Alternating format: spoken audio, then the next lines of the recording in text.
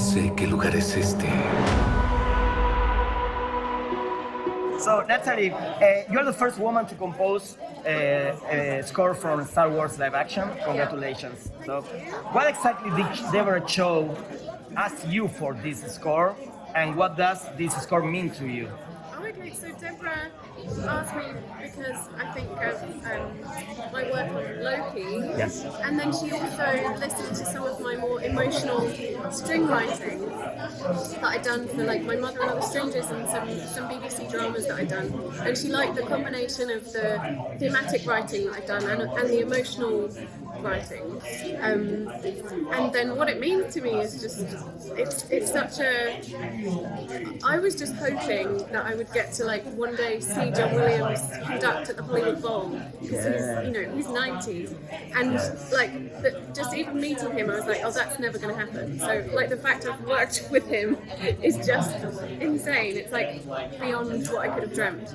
You're working on Batgirl. Can you talk a little bit about how like finding Batgirl's theme versus just Batman, everything? So it's been announced that Michael Keaton is in it, and so I actually had a conversation with Danny Elfman, because I feel that if a character has a theme that has been with them since like 1989, that it would be really, we need to hear it when we see them. That's how I feel. So I will see what happens, but there's been conversations with Danny Elfman, so obviously that will tell you something. And there's also bringing something new, and obviously we're trying to establish Leslie Grace and give her own identity and discover what that is. And so yeah, I'm in the middle of that at the moment, and it's an exciting process. Natalie, with so many superhero movies and TV shows, how difficult it is for you not to repeat yourself or sound like another score? How do you usually work this?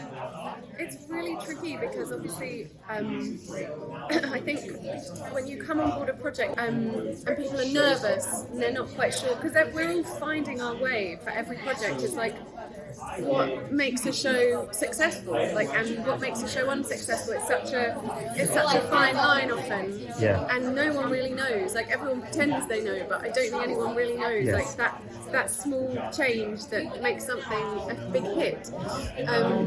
So I think there's always an element of trying to help the director on their journey to feel comfortable and maybe feel a bit more experimental with what they're doing, and go away from their temp tracks and try something new and original. But it doesn't always happen. Sometimes you just have to kind of get the job done, and you don't always get that creative freedom on every project. And like I was saying to Kate Herron, I just think we really got lucky on Loki. We had everyone brought their best game, and we had this freedom, and some of those you just know, like, oh, that project, you come away feeling like I feel like I really brought a good new sound to that project, and you don't always feel that. Yeah, I know. But the Loki score is so different to all of scores. Yes, I love it. Yeah, and congrats on the Emmy nominations for that. Yes. I have another Loki question. I was wondering how you come up with the names of certain songs, particularly Lokiest, and wondering where you get that name from. Oh my gosh. That name was I did actually chat through the naming, because I was putting the album together after the show. It was like released halfway through the show being out, and then at the end. So I was still kind of putting it together when the show was on TV. You want to kind of give each song a story, and you want to give the album a kind of narrative and story to it as well. So, but yeah, Lokiest was a scene. It was kind of a piece of music that was between Loki and Mobius, and so I just put the names together, and I wasn't doing. Maybe it was a bit provocative with what the band started doing, between Loki and Mobius, and obviously what Loki had said in the show as well. But yeah, it just, for me, I just put the names together, and it was kind of a fun thing. But I know people are looking into the meaning of it. Yes. Natalie, who is your favorite female composer? I really love I've always really loved Wendy Carlos.